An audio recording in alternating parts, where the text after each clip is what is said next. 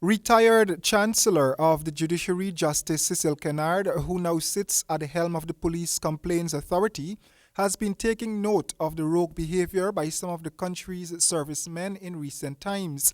Speaking to Nightly News during an interview on Tuesday, Justice Kennard said he is trying to understand why members of the disciplined forces would want to entertain thoughts of rogue behavior, knowing fully well that they have an image to maintain and a country to serve.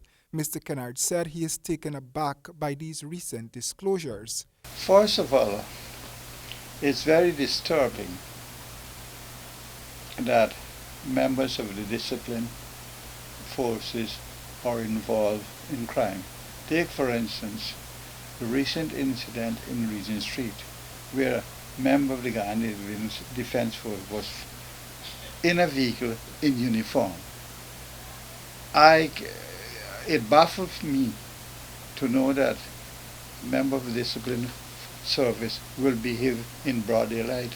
To this end, Justice Kennard reiterated the importance of screening when inducting people into the disciplinary forces. He wants more background checks on persons before engaging them in the police or defense force. Merely putting their photographs, I'm speaking of the army, merely putting their photographs in the papers doesn't help. The army will have to, as well as the Guyana, will have to do background checks of these people who are applying to be members of those two entities. You have to have background check, and secondly, there have to be very strong supervision of these people, and in its instructions, classes, they ought to be told in no uncertain terms that they are expected to be a professional at all times. Questioned about penalties for those found culpable of rogue behavior, Mr. Kennard remarked, "Well, if an officer commits a crime, that person should be charged and placed before the court.